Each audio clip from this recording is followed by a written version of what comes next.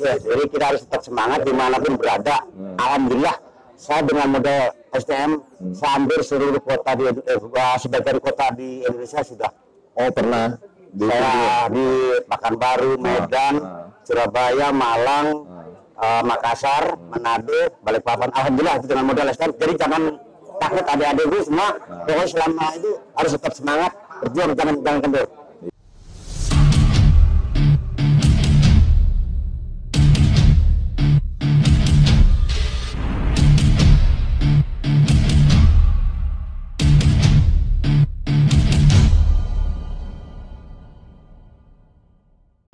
Halo Buditar, kembali lagi di sini di ngobrol bersama alumni STM 1 Jakarta dengan Om Haryanto.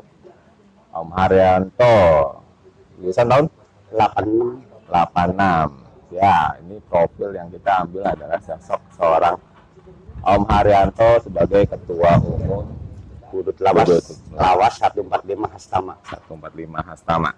Oke. Sebelumnya Om, kita bicara tentang, pasti di sini ada segmen tentang cerita masa lalu, masa sekolah. Nah, ini yang pertanyaannya adalah kenapa masuk Budut? Masuk Budut itu sebenarnya awalnya kita tuh nggak ngerti Budut. Ya. Ngertinya cuma waktu itu keluar sekolah, pengen nyari sekolah yang ada jurusan bangunannya. Ada juga hanya di Rawamangun dan di STM Negeri 1. Iya nggak? Oh, dulu tinggal di mana? Tinggalnya di Petukangan. Dulu SMA-nya mana sih? SMA 164 Tanah Kusir. Oh, jalur selatan. Dari selatan. Terusnya STM Negeri hanya ada di Jakarta Pusat. Iya, kan di selatan memang nggak ada yang untuk SMK yang jurusan bangunan. Oh iya, adanya ST. ST pun di Kampung Bali, di Tanah Abang. Bukan SMT ya, SMT penerbangan. Penerbangan tapi nggak ada jurusan bangunannya, makanya kita nggak tertarik waktu itu. Emang dasarnya orang tua bangunan? Orang tua kepengen di proyek, jadinya ya kita terobsesi sama orang tua, pengen ya nerusin jalurnya orang tua lah, paling nggak. Nah saat itu berpikir, nah pertama memang orang tua kita memang nggak mampu. Terus supaya dapat kerja ya memang diarahin ke arah ya udah orang tua di bangunan, jadi sekolah yang ada jurusan bangunan ya kita coba waktu itu di STM 1, alhamdulillah sih diterima. Tembus tahun 83. Pada saat 83 itu sistem penerimaan di SM 1 kayak gimana? Melalui jalur tes. Oh, jalur tes, bukan tes. rayon, bukan dari NEM. NEM kan banyak, dari sekian yang diterima kurang lebih 300-an, tapi kan yang daftar ada 1000. Betul, tapi kan ada dulu di era tahun 90-an yang saya tuh masuk 94 itu kan ada rayon-rayonnya. Ya kan, rayon yang kita cuma ngisi 3 sekolah. Kalau untuk SMA kayaknya pakai rayon, tapi kalau untuk STM waktu itu kayaknya nggak ada rayon. Bebas. Makanya waktu itu kan ada dari Bekasi ada, dari Tangerang ada, bebas sekolah. Oh, jadi Om daftar ke sekolah langsung, iya, bukan melalui formulir. Enggak. Itu bulat. Siapa namanya? Sendiri kita. Iklan. Ya, lanjut. Nah, ya. Jadi pada saat itu masuk ke sekolah STM itu adalah langsung daftar ke sekolahnya. Iya, betul. Nah, di situ ada tes-tesnya.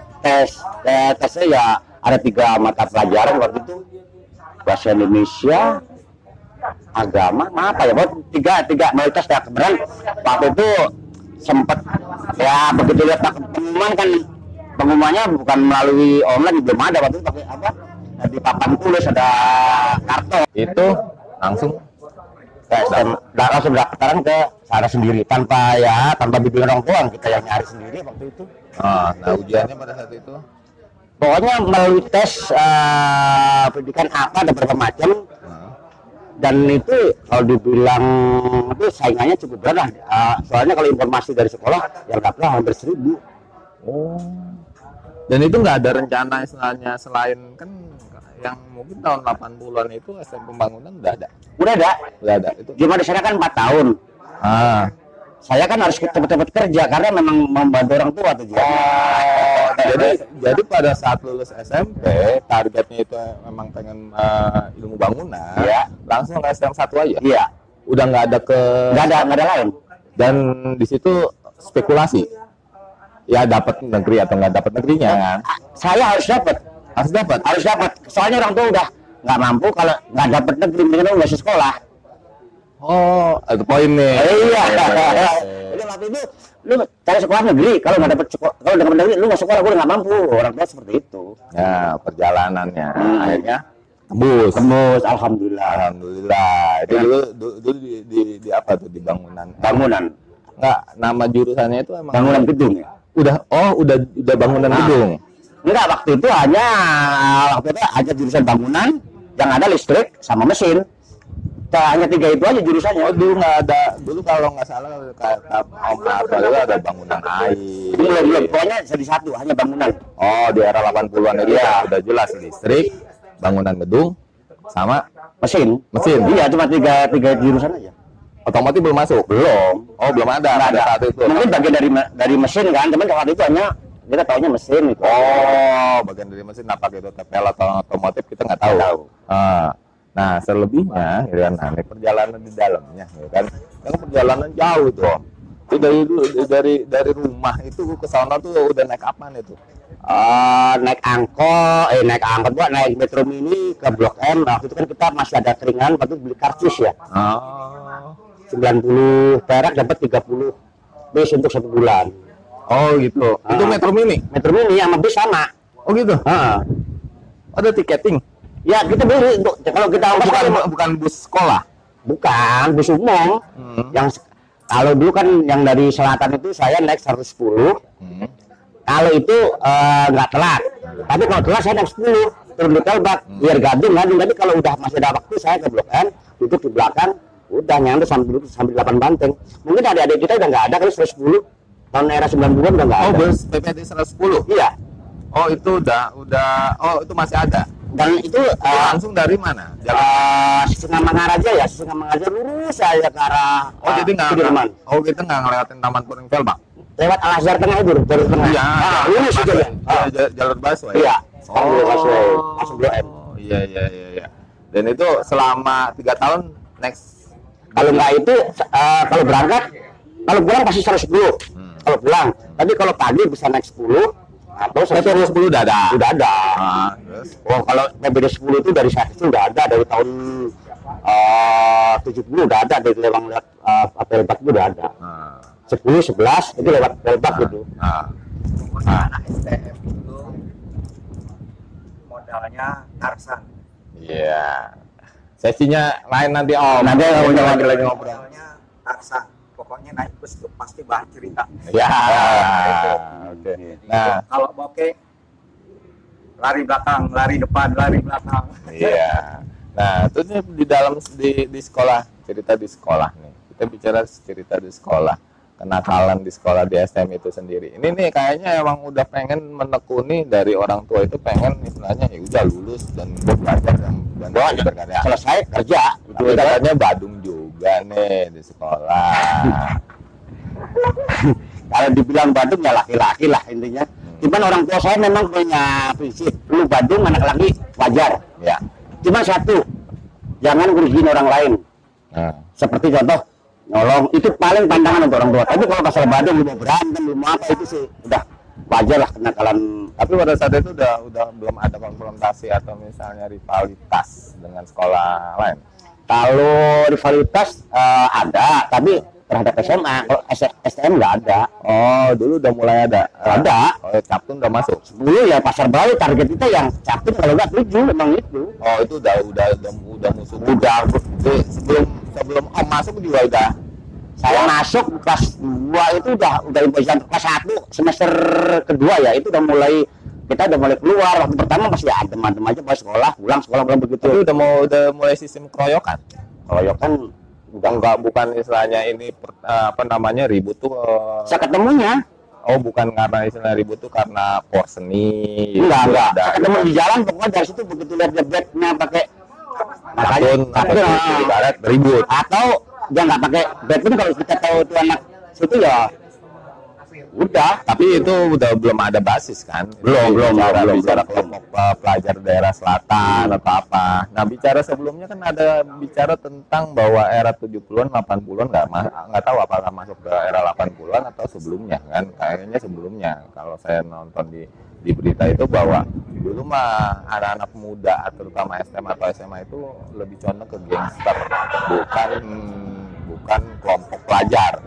Dan itu merasakan nggak pada saat era itu? Kalau dibilang gangster sekali sih enggak ya, cuman kita kelompok kecil sih ada lah ya. Kalau kita ke selatan ya kita di BNN itu udah. Tapi kan udah istilahnya anggotanya pelajar kan? Iya pelajar, tapi yang sekolah bukan yang gangster tongkrongan. kalau tongkrongan enggak, belum ada.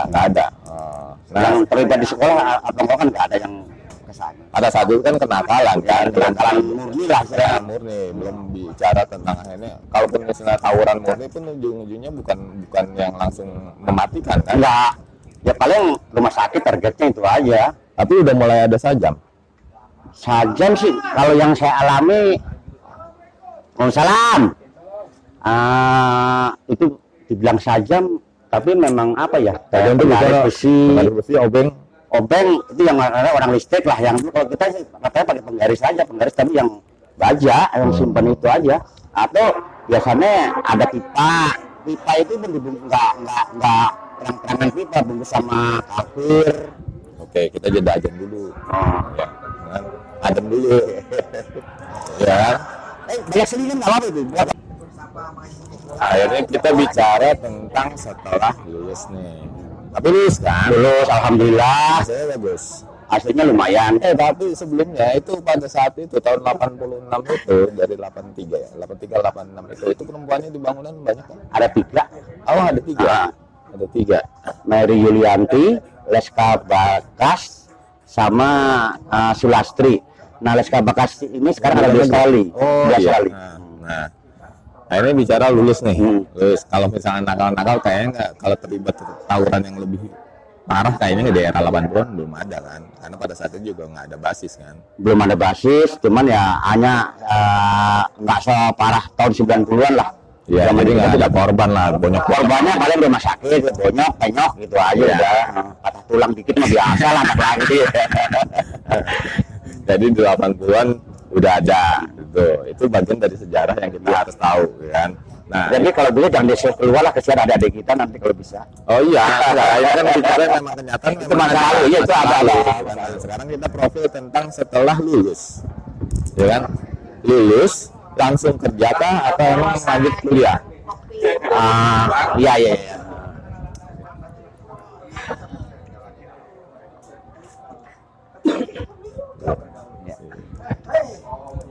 Iya. Alhamdulillah kita keluar sekolah karena memang target kita saat orang tua nggak mampu ya kita memang targetnya langsung kerja. Dan diterima. Pada saat itu katanya anak STM 1 tuh untuk bangunan itu dicari-cari. Sebenarnya saat itu memang sebenarnya hari kerja juga udah mulai agak susah. Saya kerja pertama kali pun bukan di jurusan yang kita ambil. Saya kerja di supermarket. Seperti saya target saya saat itu kerja. Murtad dari jurusan pada saat itu. Iya, sebenarnya saya target saya apa? Saya emang bantu orang tua. Saya harus dapat kerja apapun pekerjaan. Tahun itu akhirnya ujung-ujungnya kerja di supermarket yang beda di jurusannya. 11 tahun. Buset. Nah, 11 bulan. 11 bulan. Itu pun karena efek dari sekolah kita. Rasa toleransi kita sama temen. Meskipun itu bukan teman sekolah butut, sama kerja dipindah, teman di Palak. Di Palak yang mana? Jadi masih rasa toleransi itu terhadap kami itu masih ada. Ke bawah akhirnya kalau kita ribut berantem, akhirnya dipecat dua-duanya. Oh, pada saat di supermarket sama Golden Druli waktu itu. Udah ada Golden Druli. Oh, nah 11 bulan akhirnya setelah itu, akhirnya saya balik ke proyek. Akhirnya ya, udah mulai mau masuk ke proyek. Akhirnya mau nggak mau kan saat itu target saya nggak mau ngelepotin orang tua. Ya. Kerja, pokoknya saya keluar, udah. Nah, sambil kerja di bangunan, apapun, kuli pun saya ambil. Ya. Sambil saya melamar pekerjaan. Nah, 1,5 bulan atau 2 bulan waktu itu, saya kan memang bantuin Om listrik, bobokin lah, pokoknya nguli, bener-bener nguli. Iya. Nah, akhirnya alhamdulillah diterima di kontraktor. Pada saat itu namanya tahu atau udah mulai? Nah, saat itu Bina Rencana Agung gitu. Terus? Di sana udah Bidang apa tuh? Itu bagian apa? pertama karena kita itu di proyek untuk pengenalan material dulu kita di gudang. Oh, logistik. Ya. Nah, tapi nggak lama, alhamdulillah karena kita dinilai mungkin ada nggak tahu lah nilainya bos dari mana. Begitu ada serah terima kita udah berangkat jadi pelaksana. Oh, udah mulai masuk. Ilmu bangunannya Ya, nyambung. Itu berapa tahun di sana? Di sana 3 tahun. Terus saya kan karena mungkin saya juga pengen dapat hasil lebih. Iya. Saya coba lamar di tempat lain dan kita masih ada istilahnya kita udah punya udah punya bisa pasang tarif lah harga kita waktu itu karena waktu pertama memang belum ada pengalaman seberapa pun kita terima. Begitu kita punya pengalaman ya kita ada pindah PT dengan target ya gaji naik. Oh, terakhir akhirnya. Oh, ini selama ini akhirnya masih cuman sekali di yang ngutak jurusan badan kulit. Selebihnya itu memang bergelut di bangunan. Dan terakhir ini gimana? Sekarang jadi bangunan kemarin saya di owner, kebetulan di ownernya di Lipo Group itu hampir 23 tahun sampai pensiun. Iya. Terus kemarin pindah lagi ke Agung Sedayu, iya, itu 2 tahun. Karena keadaan COVID di Agung Sedayu ada pengurangan. Iya. Alhamdulillah karena kita ya nggak ngerti dari mana rekomendasi siapa, ada salah satu direktur kontraktor yang ngambil saya ada di mana sekarang posisi. Jadi seusia saya itu alhamdulillah nggak ngelamar lagi, malah dicari. Anggaplah kayak tim ahli. Ya Anggaplah kita punya pengalaman. Terus ya mungkin teman ngasih rekomendasi karena saya juga mungkin nggak neko-neko di proyek. Alhamdulillah besar di infrastruktur. Oh, jadi sebenarnya sih udah masuk masa pensiun? Belum kan? Kalau usia proyek udah pensiun. Oh, 55 udah pensiun. Oh, ini bicara tentang pengkaryaan. Iya. Oh, jadi kerja yang sekarang ini posisi pengkaryaan. Iya. Statusnya itu cuma ya tetap karyawan ya. Karyawan cuma kan adalah arti apa ya, nggak seperti itu. Kalau untuk kelincahan mungkin kalah main muda, tapi kita punya skill, punya kemampuan, pengalaman, ya itu mungkin bos saya yang tapi nggak ada rencana kuliah. Ini saat itu pengen kuliah saya nggak bisa karena apa, saya harus biayai 2 orang adik yang saat itu ada orang tua saya meninggal, saya harus nyekolahin adik saya yang SMA sama SMP. Nah adik saya yang botot itu juga kebetulan masuk juga gitu saya. Itu adik saya itu ya SMP-nya bareng, ikut STM-nya STM 1 ya. Sekarang gaul juga ngikut. Gaul. Kayaknya satu apa ya? Satu pemikiran kayaknya, satu pemahaman. Pemikiran tetap aja yang namanya abang Ade tuh kadang-kadang ujung-ujungnya sih. Aduh, ada abang gua nih. Tapi agak dari gua kata dulu di mana ya ketemu komunitas budut, kita nggak canggung kok. Iya. Ya intinya saling memahami lah. Itu adik ya abang. Ada satu titik yang saya mau tanya tentang masalah kalau di Indonesia lebih condong kan dari sisi ijazah, ya kan? Ini bicara tentang ijazah. Kalau ijazah masuklah SLTA atau STM, walaupun kayak gimana tuh nilai jual dari sisi gaji untuk kita menjual itu kan kurang tuh negosiasinya, kan? Nah, kalau saat ini ya. Iya, tapi kalau misalnya sekarang posisinya Om yang ngalamin gitu kan untuk apa namanya penawaran harga gua gitu kan, ini narik gua maunya sekian, itu sesuai ya enggak? Kalau trennya bagus enggak? Kalau trennya sekarang memang dengan usia saya udah menurun.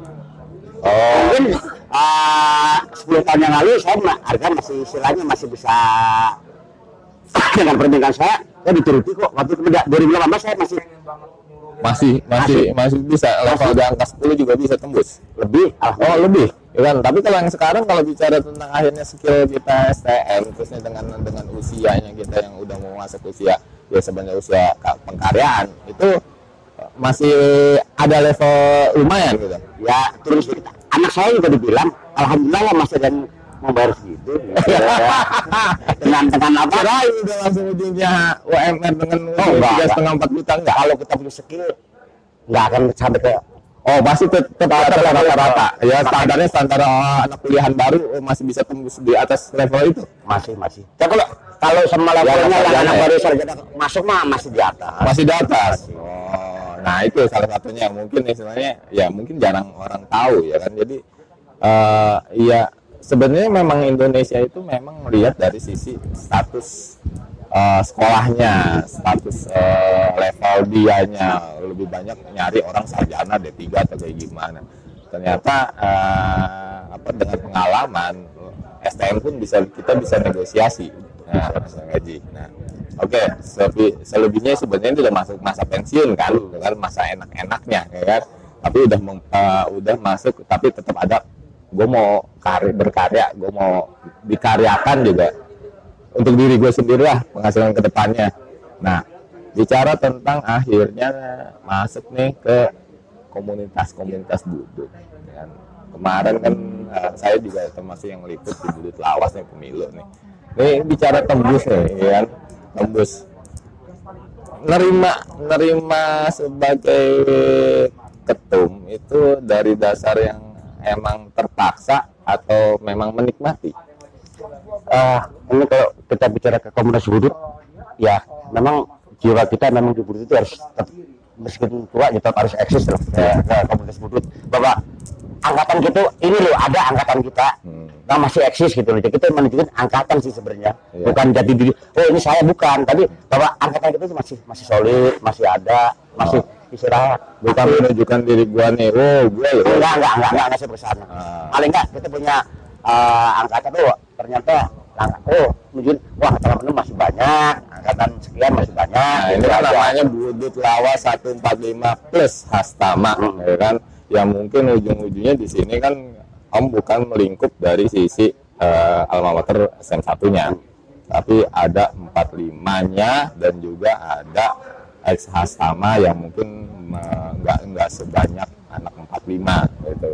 Nah ini kan ngumpulin jawara nih. Kita apa namanya sebagai ketua yang kita harus ngatur nih jawara-jawara nih, karena kita bicara tentang STM ya pasti di dalamnya itu lebih banyak. Beda hal dengan angkatan ya.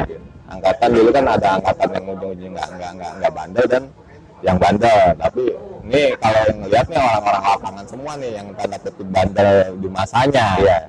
Nah itu gimana? Itu ada trik-trik sendiri nggak yang akhirnya bisa gua harus ngelewatin ini nih kerja masa bakti gue nih di budut lawas. Kalau masuk ke sana kayaknya itu karena kebiasaan kita ya. Kita di angkatan pun di angkatan 86 itu juga saya orangnya mobile kemana aja. Teman saya kemarin Bang Ramdhani masukin saya ke lawas. Begitu saya juga tetap akan mencari lebih cepat teman yang sebanyak-banyaknya. Ya. Tujuannya bukan istilahnya awalnya sih jadi ketum lawas itu bukan untuk sana. Target saya apa? Saya masuk ke lawas harus cepat dikenal sama teman-teman. Oh iya. Jadi bukan ini loh, enggak ke sana. Karena apa? Kalau di satu aja mungkin agak sempit. Saya dibawa keluar ternyata ada 5 Sekolah. Ada 1 STM 5 negeri, ada STM 5 PGRI, ada 4 PGRI, ada hastama. Jadi 5 sekolah dan 4 angkatan. Oh iya benar. Tapi akhirnya keanggotaan sebenarnya banyak kecil. Anggota di lawas itu sekarang ada 181-an. Dalam kondisi yang misalnya udah masa-masa pensiun atau kayak gimana tuh? Masih ada yang aktif, masih ada yang ya seusia kita memang banyak fisik yang sudah mulai agak menurun. Makanya begitu masuk ke komunitas lawas ini, saya apa ya? Jadi manusia ikan. Ya terus? Ya, alhamdulillah saya istilahnya tentunya banyak sosialnya. Nah, sosial kita memang harus banyak ke arah sana. Kalau dulu orang dikenal sering berantem, dan itu kalau nggak digebukin orang, ya digebukin orang. Paling dulu, kalau sekarang nggak. Gimana cara berbuat baik sesama gitu aja. Mudah-mudahan bermanfaat bagi orang lain. Mau ada alurnya. muda itu berantem dulu, yang nakal-nakal dulu, udah tuh tuanya tuh tobat. Nah, ini visi misi kedepannya kayak gimana nih? Ini program Budut Lawas 145 Hastama itu seperti apa? Ya, sementara yang kita program awal memang ada namanya yang sudah mulai berjalan fardu kifayah. Fardu kifayah itu fungsinya jadi untuk membantu anggotanya, yaitu satu untuk kematian, ada untuk kesehatan. Nah, dan satu lagi untuk yang membantu yang misalnya ada musibah. Ada musibah itu bentuknya yang istilahnya memang harus dibantu, ya kita akan salurkan. Itu program pertama. Program kedua mungkin nanti saya sedang menggalang anak-anak yatim dari ex Budut Lawas ini yang masih sekolah. Oh, masih ada ternyata. Masih ada. Kan seusia kita ada yang punya anak kecil, ada yang masih ada ya. Tapi targetnya ya mungkin masih sampai SMA nanti. Jadi ada program dan donasi untuk mereka. Ada nanti kalau mungkin pas yatim, nanti akan ke sana arahnya juga ada. Oh, ya mudah-mudahan lah. Ya program itu kan program baik, pasti insya Allah berjalan lancar lah, ya kan.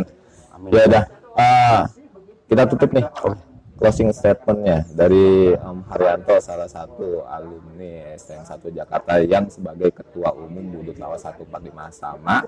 Ya. Apa nih buat penonton, pertama mungkin buat pelajar atau alumni lah, kan? Ya closing statementnya berupa ya sesuatu motivasi atau apalah. Oke, terima kasih untuk adik-adikku yang tadi yang setelah kita bicarakan dengan Bang Irfan, yang jelek-jelek jangan diambil lah. Ya, yang jelas kita harus tetap semangat karena kita memang tutupan ngalingan kayak gini ya. Jadi kita harus tetap semangat dimanapun berada. Alhamdulillah saya dengan modal STM hampir seluruh kota di sebagian kota di Indonesia sudah. Oh, pernah di Pekanbaru, Medan, Surabaya, Malang, Makassar, Manado, Balikpapan. Alhamdulillah itu dengan modal STM. Jadi jangan takut adik-adikku semua.